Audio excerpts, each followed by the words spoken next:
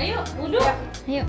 Momen haru King Fahz ajak Rafattar sholat bareng hingga beri nasihat viral. Putra Fairuz Arafik, King Fahz kembali jadi sorotan publik. Pasalnya, belum lama ini King Fahz bersama Fairuz Arafik dan Sony mengunjungi rumah Raffi Ahmad untuk bertemu sang anak Rafattar. Momen pertemuan tersebut nampaknya membuat Nagita terkagum dengan sikap King Fahz.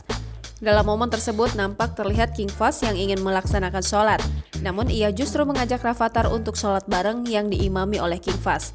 Tak hanya itu, King Fahz juga memberikan nasihat kepada putra sulung Nagita jika ada masalah untuk diserahkan sama Yang Maha Kuasa.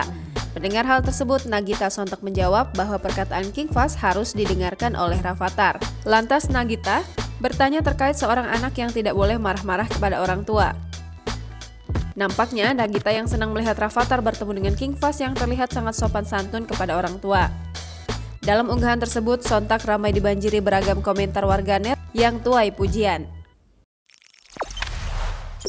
Jangan lupa subscribe, share, komen, dan like ya!